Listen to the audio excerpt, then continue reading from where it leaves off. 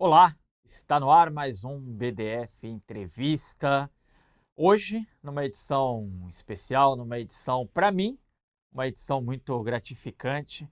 Vou conversar com o Luiz Fernando Filho, fundador do Ponta de Lança, que é um projeto que versa sobre política e África. Já está aqui conosco, Luiz, muito bem-vindo, uma satisfação enorme. Vou dizer aquilo que disse em off, vou dizer para você agora, é on. Eu sou muito fã do seu trabalho, sou muito fã há algum tempo das coberturas que você faz, não apenas do futebol africano, mas como você coloca a política africana no teu trabalho, como você coloca a cultura em África no seu trabalho. Te acompanho e é uma satisfação enorme poder levar ao público do Brasil de fato um pouco do teu conhecimento. Então, desde já, agradeço o teu tempo, agradeço que você empreste aqui pra gente teu conhecimento, viu, Luiz? Cara, primeiramente, muito obrigado pelos elogios. Falei no off também que eu sempre fico tímido e um pouco sem reação sobre sobre esses elogios, mas eu acho que também é uma luta coletiva, né, cara, uma luta coletiva, não é só minha, uma luta coletiva de quem veio antes também, da galera que tá no ponta de lança, né, Marcos Carvalho, César Augusto Chidozi, Márcio Paulo, Camila Zambo, Karen Pacheco, Guilherme Paranhos, e com certeza vou esquecer mais de alguém, de tantas pessoas brilhantes, né, que também fazem acontecer essa cobertura sobre futebol e política no continente africano. E vamos para mais uma Copa do Mundo, né? 2026. Eu comecei em 2022, o hypezinho assim no meu trabalho, individualmente falando, foi em 2022, com o Marrocos semifinalista da Copa do Mundo, a primeira seleção africana a chegar numa semifinal de Copa do Mundo na história do futebol masculino. E agora vamos para 2026, tendo o prazer aqui de ser entrevistado por vocês. Legal. Luiz, quero começar justamente a gente falando um pouquinho. Quem acompanha teu trabalho sabe da cobertura que você fez da Copa Africana de Nações, da cobertura que você fez das eliminatórias para a Copa, das eliminatórias africanas para a Copa, do trabalho diário, semanal que vocês fazem ali no Ponta de Lança, também no antigo canal, no Bamba, né? No Mamba. É, e aí eu queria saber, no começo desse ano me chamou a atenção que você fixou, publicou e fixou numa rede social tua uma mensagem dizendo que, olha, neste ano eu quero me fixar como um comentarista em algum canal, em algum projeto, como comentarista de futebol. Preciso me fixar num projeto, ter um contrato. Por quê, Luiz? Eu sei que algumas respostas passam por questões óbvias, né? Mas é sempre importante ouvir a tua formulação sobre isso. Por que que você acha que alguém com o teu histórico, com a tua carga de conhecimento, com o repertório que você tem sobre futebol, e futebol ele é universal. Então, se o Luiz comenta a Copa Africana de Nações, o Luiz pode comentar a UEFA League, o Luiz pode comentar a Comembol, o Luiz é um comentarista de futebol. Mas eu queria ouvir a tua formulação sobre isso. Até hoje, estamos gravando, é importante dizer isso para a nossa audiência, né? Estamos gravando no dia 10 de junho, às vésperas da abertura da Copa. Esse teu, esse teu post está fixado desde o dia 3 de janeiro. Por que até hoje, Luiz, você não conseguiu um contrato fixo numa emissora ou num projeto de futebol?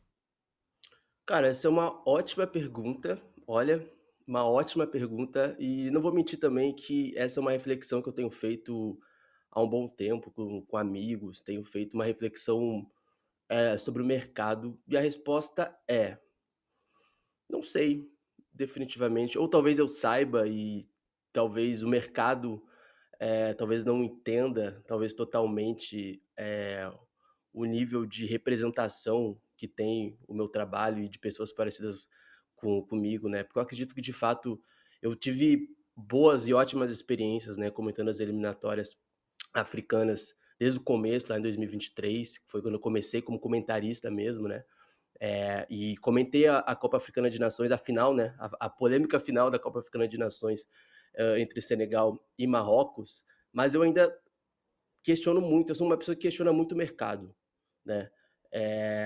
Eu converso muito sobre mercado, eu acho que a gente está num momento muito importante, né, de pessoas, não brancas, digamos assim, especialmente pessoas negras, tendo mais acesso ao mercado de comunicação, mas eu ainda acho que do ponto de vista de plano de carreira, do ponto de vista de jornalista, seja um homem negro ou uma mulher negra, dando um exemplo aqui, né, Eu acho que são poucos ainda que têm a possibilidade de tratar o jornalismo, aí eu vou trazer para o comentário esportivo de uma forma mais bem estruturada financeiramente, né.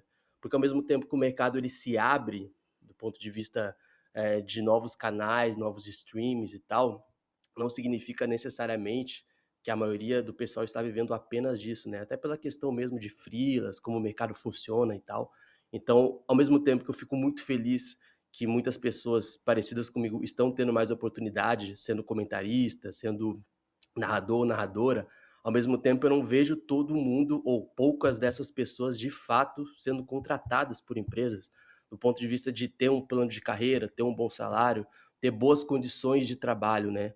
Porque eu sou uma pessoa que trabalha como freela, né, estou fazendo, né, a Copa do Mundo de forma independente, assim como foi em 2022. Não vou entrar em mérito aqui se eu mereci ou não, porque eu acho que o meu trabalho tá aí na rua, tá na internet também, o pessoal já conhece, mas eu sempre faço a crítica no mercado sobre a questão da representação de novas vozes, né, não só por ser negro ou por ser negra, mas sobre novos pontos de vista no mercado que consegue unir o futebol de um ponto de vista mais crítico, de um ponto de vista mais histórico e que não coloque, aí como a gente está falando aqui no continente africano, numa caixinha, né, num estereótipo ou num tipo de nicho muito específico, quando na verdade a gente está falando de um país mais africano fora de África, que é o Brasil, né.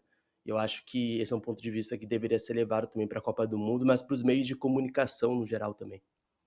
Legal. Ô Luiz, queria repercutir contigo. Você está acompanhando a chegada das seleções aos Estados Unidos. Nós tivemos é, no, no- na- importante, vou repetir, nós estamos gravando no dia 10 de junho, né? Então, estamos ainda acompanhando a chegada de algumas delegações.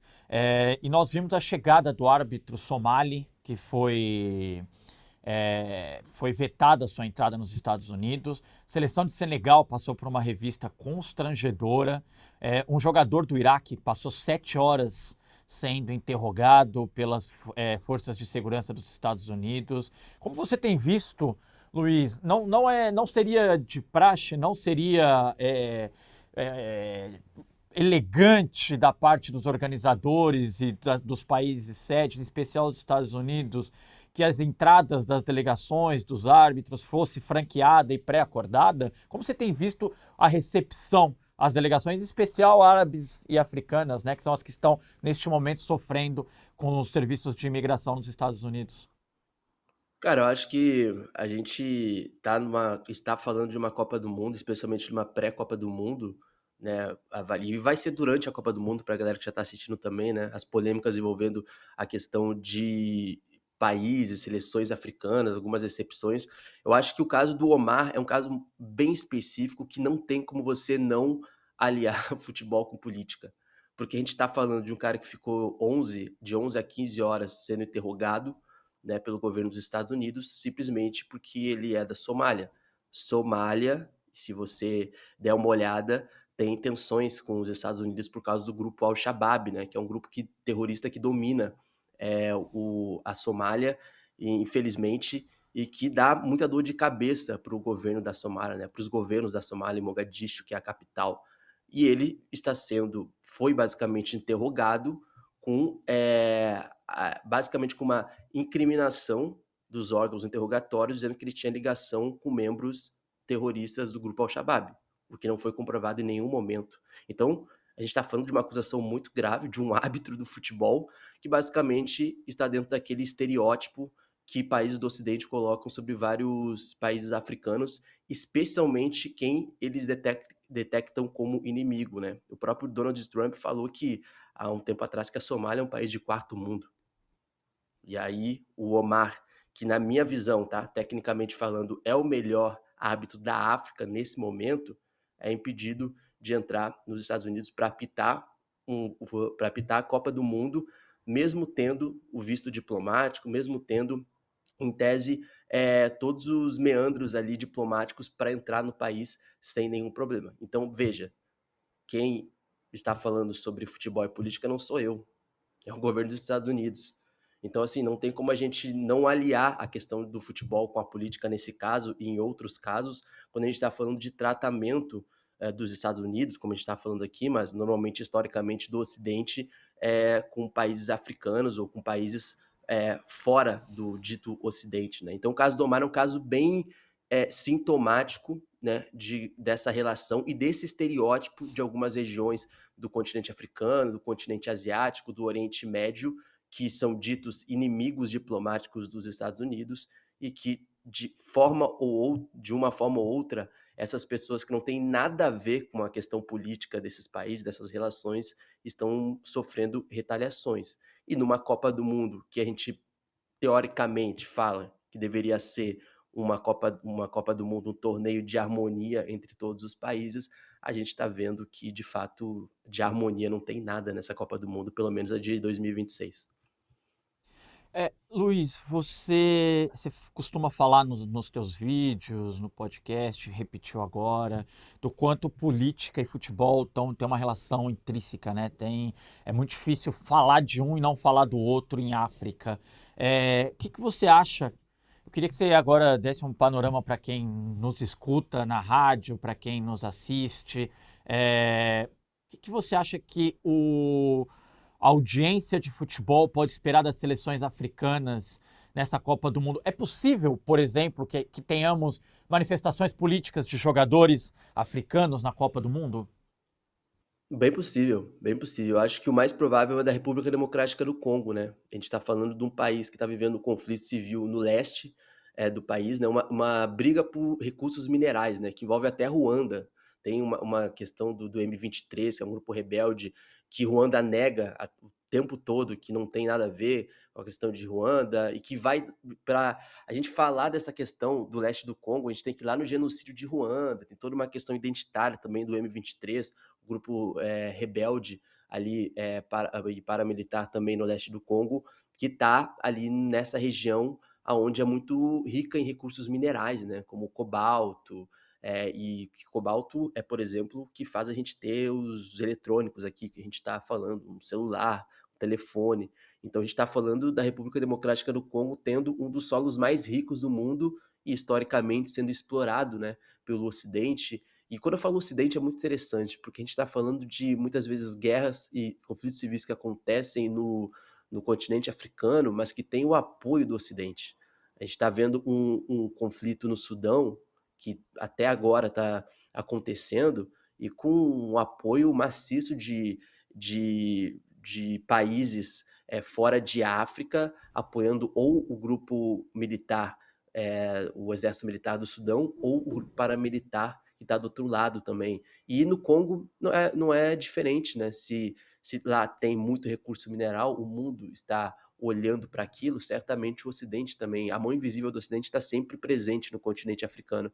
E a República Democrática do Congo já fez esse protesto na Copa Africana de 2024, na Costa do Marfim, onde eles fizeram um sinal assim, com a boca, que é um sinal bem famoso do Bakambu, que vai ser o centroavante titular da República Democrática do Congo nessa Copa do Mundo. Quando ele faz esse tipo de gesto, ele tá basicamente falando sobre o silenciamento da grande mídia que não comenta de forma profunda e detalhada a gravidade do que está acontecendo no leste do Congo, que é assassinato em massa, é violência sexual, é limpeza étnica, não é só a questão dos recursos minerais. Isso, em tese, é o de menos do ponto de vista de direitos humanos. A gente está falando de limpeza étnica de uma região isolada do resto do país, né? E repito, a gente está falando da República Democrática do Congo, que é um dos países mais populosos da África e do mundo também. Então, acho que a República Democrática do Congo, até mesmo com sósia do Patrício Lumumba, né, que está com a delegação fez questão que ele fosse incluído junto com a seleção congolesa. Eu acho que o Congo vai ter esse ar assim de demonstrar ao mesmo tempo uma indignação e fazendo uma propaganda do que está acontecendo e que o mundo precisa olhar para o país, e ao mesmo tempo na imagem do Lumumba, que é a imagem do primeiro grande ministro do país, o pai da independência do país, e que foi assassinado por forças belgas. Então, Para a gente Ô, ver como não tem como não falar sobre política. ô Luiz, até me arrepio aqui, porque é dos vídeos que eu vi recentemente, inclusive mandei para alguns amigos. Eu vou pedir para você explicar para nossa audiência o sósia do Patrício Lumumba, o que que é, porque é absolutamente fantástico o que ele faz. Eu não sabia que ele estava com a delegação do Congo. Eu não tinha ideia que eles tinham levado. Então eu vou pedir para você, por favor, explicar para nossa audiência o que que se tornou essa figura em África. É, cara, o Patrício Lumumba, o sósia do Patrício Lumumba, né, que assim, é o É Patrício Lumumba idêntico. ali, né, é idêntico, é idêntico. Ele ficou muito famoso na última Copa Africana de Nações, né, que terminou no começo agora de 2026, nos Jogos do Congo. Ele basicamente é uma figura que ele fica 90 minutos intacto, intacto, fazendo um gesto que era típico do Patrício Lumumba, que foi o pai da independência do Congo, que na época era Zaire ainda, né.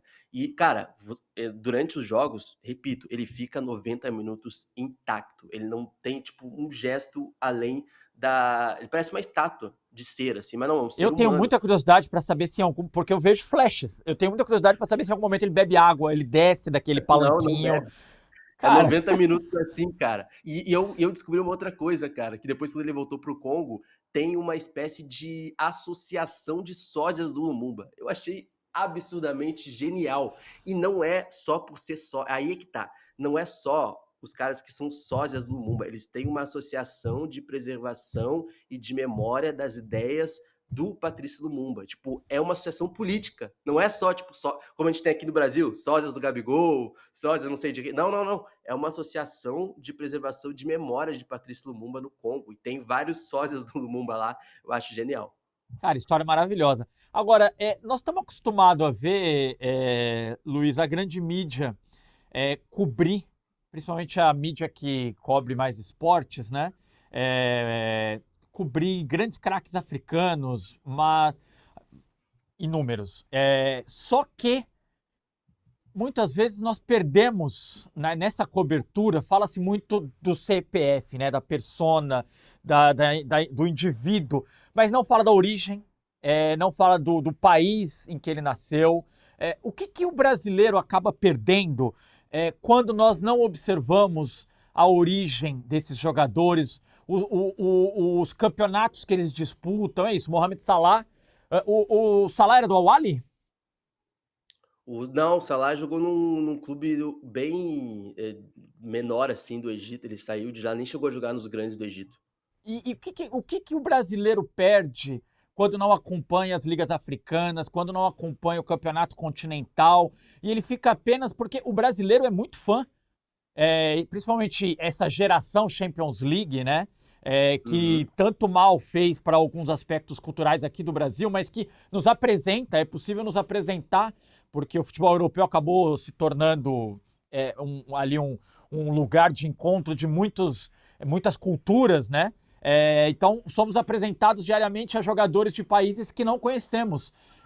Alguns desses ídolos das novas gerações brasileiras são africanos. Hakimi, Salah. O que que o brasileiro perde ao não acompanhar essas seleções, ao não acompanhar esses campeonatos nacionais em África, Luiz? Cara, eu acho que pede também uma questão de uma sensibilidade maior sobre o talento que é universal, né. Eu acho que a gente, obviamente, aqui no Brasil, como a gente consome muito essa cultura ou norte-americana ou europeia, do ponto de vista de consumo mesmo, não só do futebol, eu acho que a gente acaba moldando muito a nossa mentalidade e a nossa percepção mesmo do que é talento, do que são as configurações culturais e tal. A gente tá tendo uma Copa do Mundo, por exemplo, aonde a gente vai ter a África do Sul, que já estreou, né, durante contra o México, que quase 100% do elenco é feito, na África do Sul.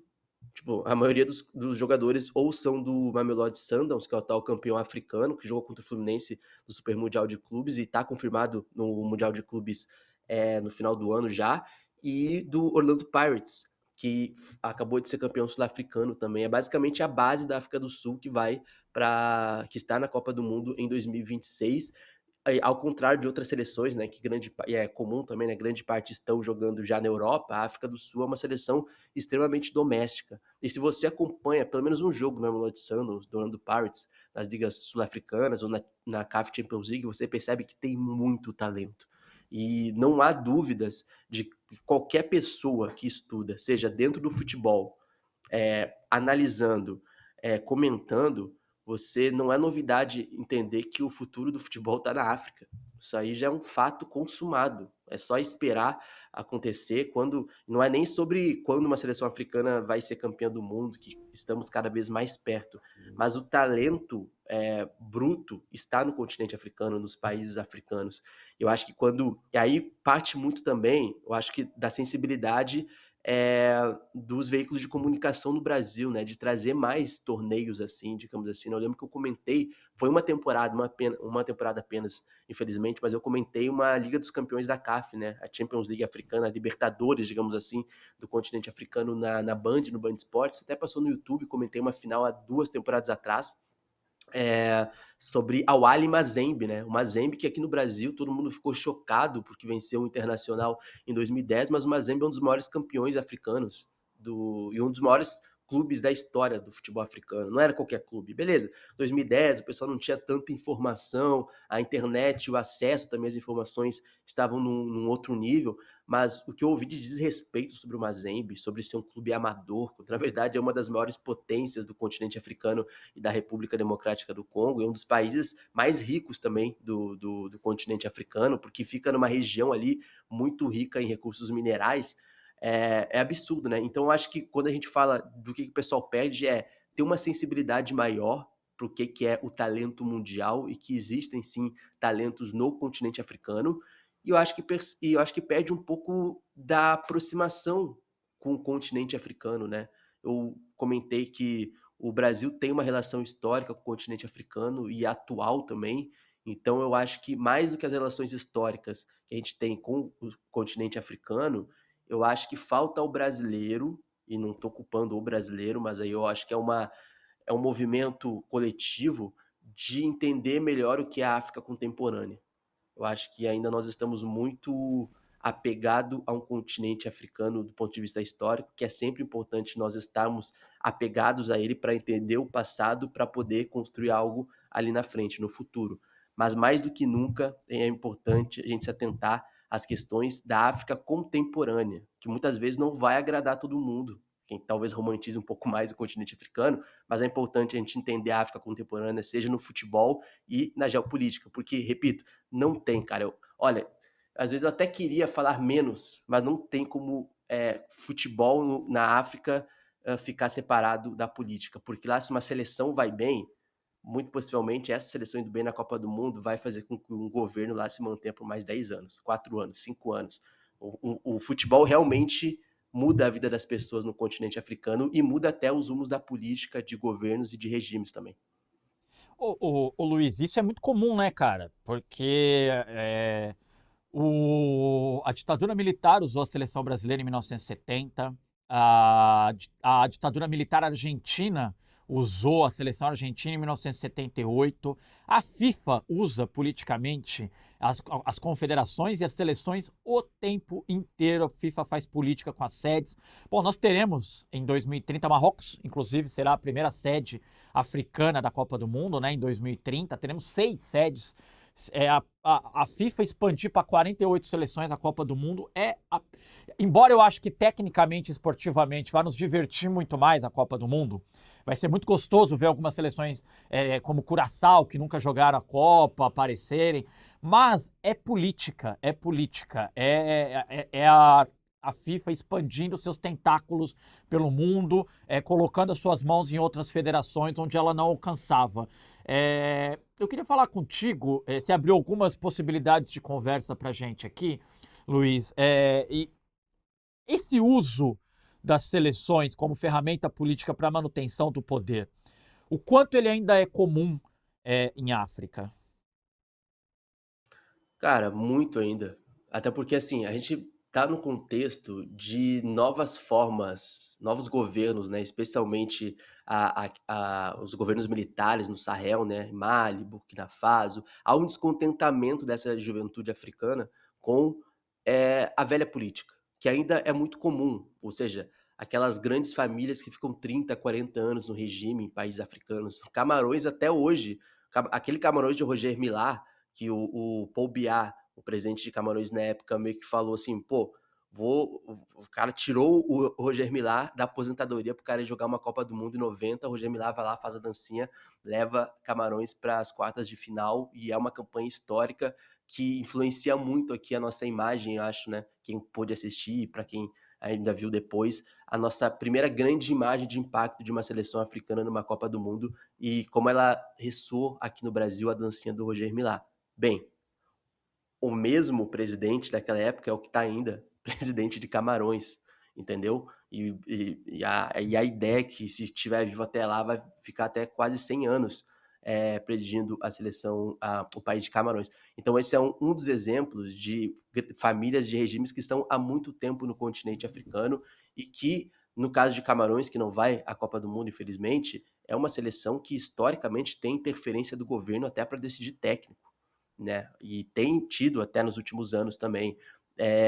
O governo da República Democrática do Congo tem utilizado até de certa forma um pouco mais sutil, mas ainda assim a imagem da República Democrática do Congo e o sucesso dela para aliviar as tensões da incapacidade de conter os grupos rebeldes no leste do Congo também, né? A seleção agora de Senegal, antes de ir para os Estados Unidos, teve um grande evento lá na presidência do Diomaye Faye, que é o presidente de Senegal também, né? Então, assim, existe uma relação muito íntima. Se, por exemplo, Senegal vai bem, entre aspas, o governo de Senegal vai bem. Se a República Democrática vai bem na Copa do Mundo, o governo da República Democrática do Congo também vai bem. Então, assim, no caso de Marrocos, talvez o grande exemplo aqui, que é um caso diferente, porque é um reinado no Marrocos, né? Não é um sistema presidencialista. Então, por exemplo, o presidente da federação ele faz parte do governo do Marrocos. Então, ele faz parte das finanças, se eu não me engano. Então, assim, e é isso. O Marrocos hoje, vou dar um exemplo aqui, tá? O Marrocos hoje é um projeto político. É um projeto político mirando imagem positiva do governo e do reinado de Marrocos para o Ocidente, porque é um país que tem muitas relações com o Ocidente também, e não é à toa que fechou esse acordo para estar junto com a Espanha e com Portugal para a Copa do Mundo 2030, que são países ali, né, fronteiriços e tal, especialmente Marrocos e Espanha, mas isso faz parte de um conchave de um acordo também entre esses países fora do futebol, né? Então, quando a gente está falando de futebol africano, da legitimação das seleções africanas, tem um envolvimento também, historicamente, dos governos. E para concluir, se a gente pegar até mesmo o Zaire, né, que era o antigo Zaire, aquele lá na década de 70, se não me engano, 82, não lembro agora exatamente o ano, que o Brasil acaba goleando o Zaire, né?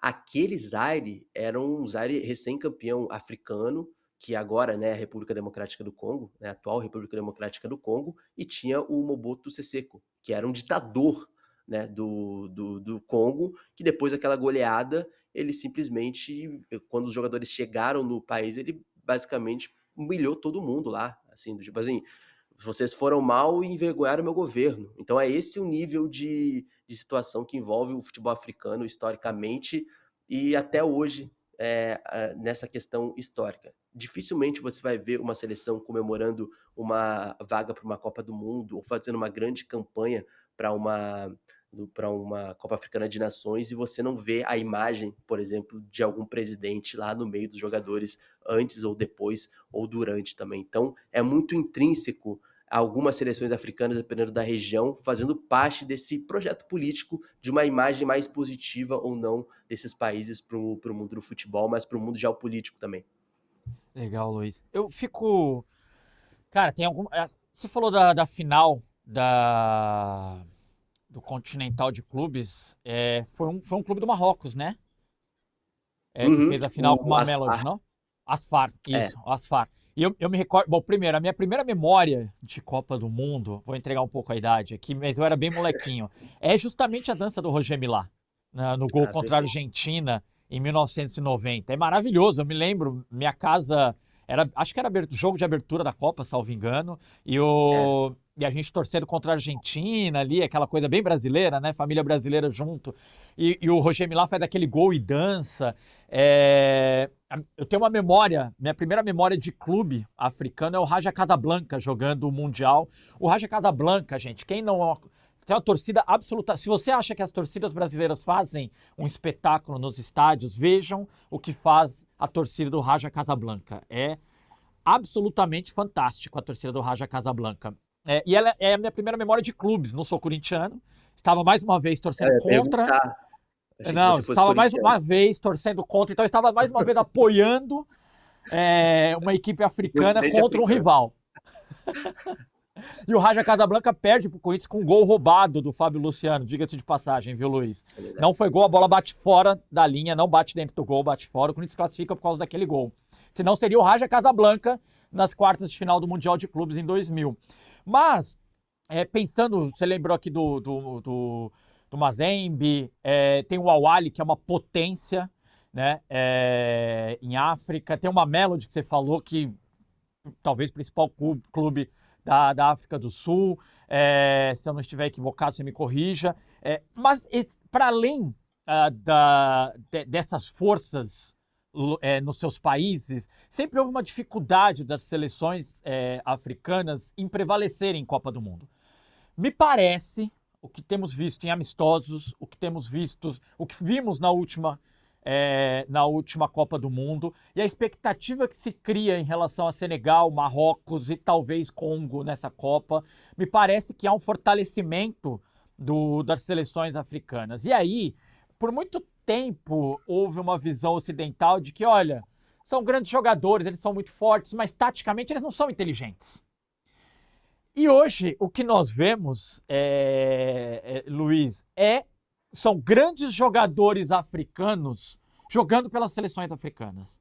E nós temos o caso de grandes jogadores de origem africana que não nasceram em África, nasceram em países europeus. Vou dar um exemplo aqui do Doué, Cédric Doué, da Costa do Marfim, que fez o gol, agora inclusive o 2-1 em cima da França. Gente, ele chuta a bandeira da França, o irmão no banco, é uma cena, aquilo ali é fabuloso. Ele tem um irmão gêmeo que também nasceu na França, mas que joga na França.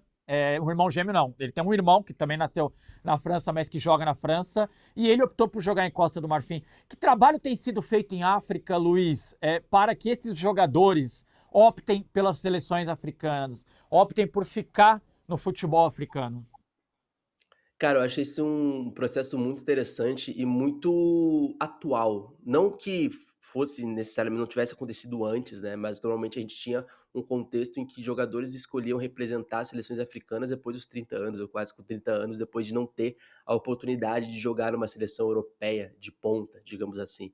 Mas eu acho que nos últimos anos, nos últimos 5, 6 anos, digamos, nos últimos 6 anos, digamos assim, existe um movimento mais organizado de federações africanas mapeando talentos, né, de filhos de marroquinos, filhos de senegaleses, enfim, filhos de marfinenses, na Europa e nas suas diásporas, né? Para quem não sabe o que diáspora é basicamente esse contexto de pessoas de segunda, terceira geração, né, que tem um pai, uma mãe, ou um pai e mãe que nasceram no continente africano, foram buscar uma vida melhor em algum país europeu, por exemplo, e esses filhos nascem e se desenvolvem nesses países, né? Especialmente na França, Bélgica, por exemplo.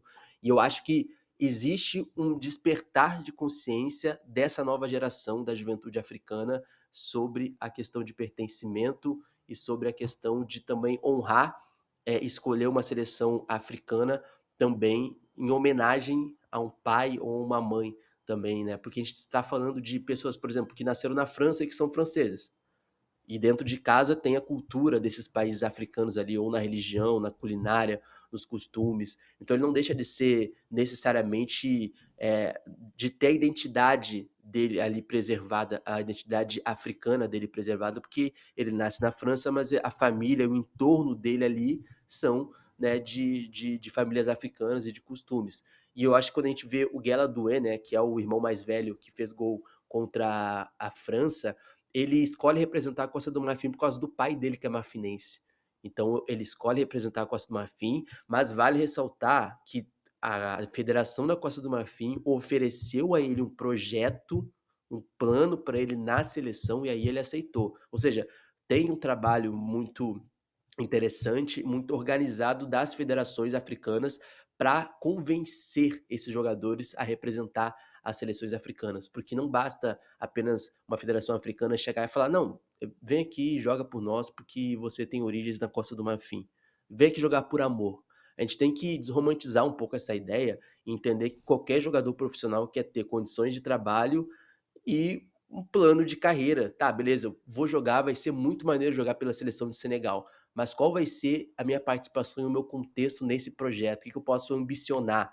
Para o Guela Doué, o lateral direito, né, que fez o gol contra a França, um dos melhores laterais direitos da França, inclusive, poderia estar facilmente jogando no próximo ciclo da seleção francesa ou nessa Copa do Mundo, foi oferecido para ele ser basicamente o titular da seleção marfinense pós-Copa Africana de 2024, quando a Costa do Marfim foi campeã africana. Então, ou seja, tem um projeto dentro disso, né? A gente tem outros casos no Congo, por exemplo, que agora no Congo, que está na a Copa do Mundo, tem muitos filhos de congoleses que nasceram na Bélgica, né? Bélgica que, infelizmente, historicamente colonizou a República Democrática do Congo. Então, temos várias gerações de famílias congolesas na Bélgica e agora a federação, junto com o seu técnico, estão fazendo um mapeamento e estão conseguindo convencer essa juventude de famílias congolesas, mas que nasceram na Bélgica e eles estão escolhendo representar a seleção do Congo. E essa diáspora congolesa foi parte fundamental para a classificação do Congo à Copa do Mundo. Então, acho que, politicamente falando, simbolicamente falando,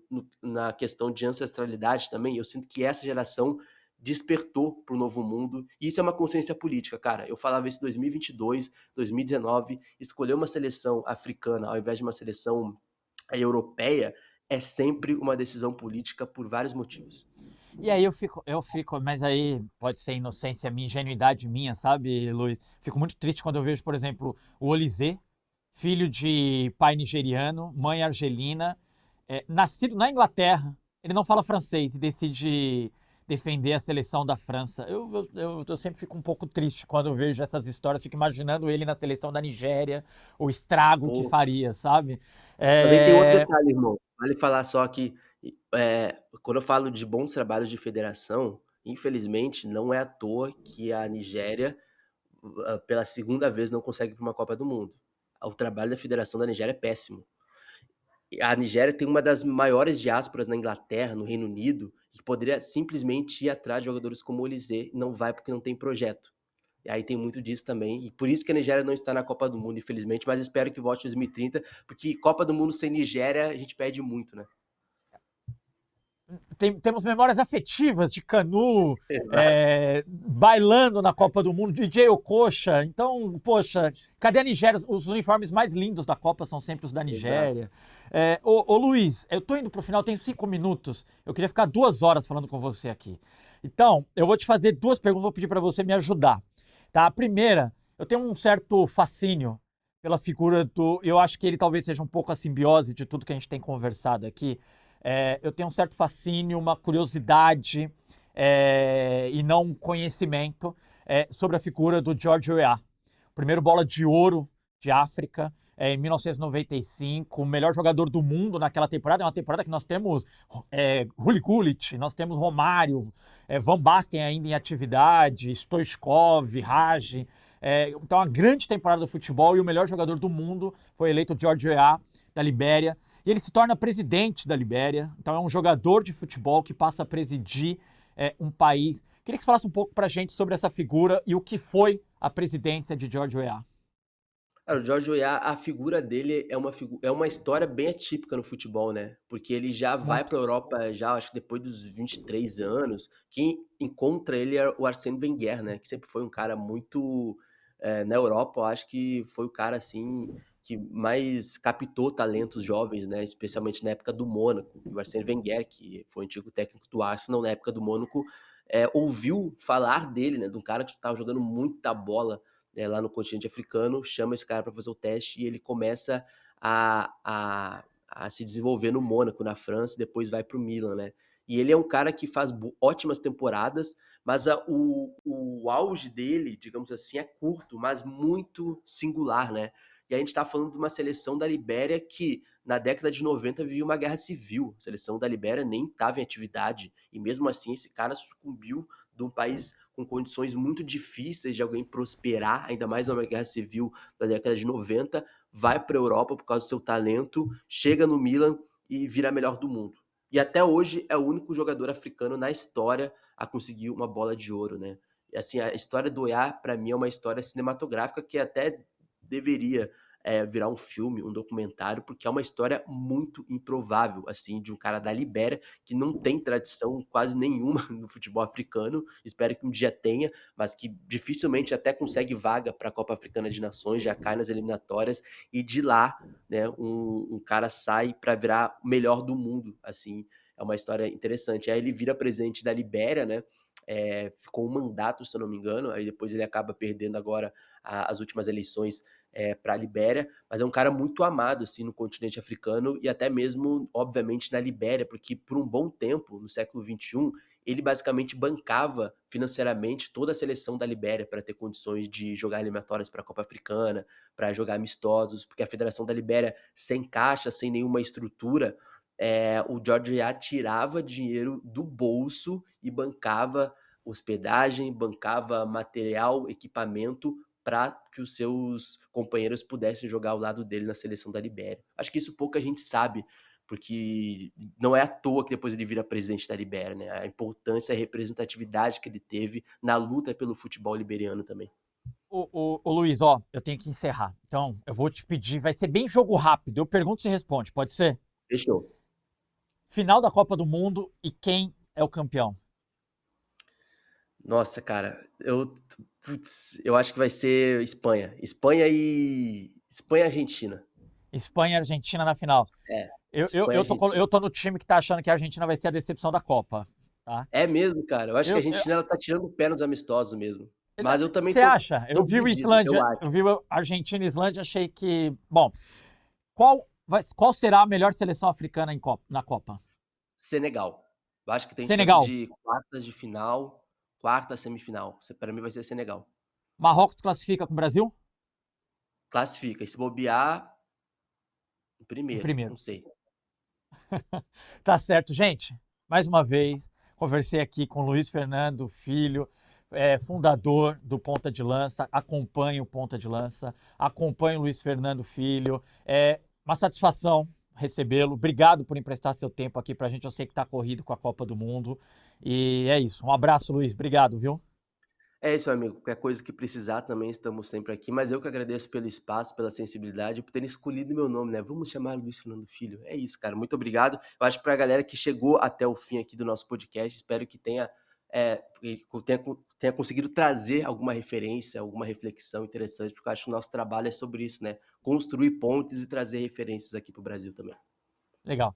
PDF Entrevista fica por aqui. Você pode ver essa e outras edições no YouTube do Brasil de Fato. Você também pode acompanhar cortes nas redes sociais do Brasil de Fato. E você pode acompanhar todo dia às 4 horas da tarde ao vivo na Rádio Brasil de Fato 98.9. Agradeço sua companhia.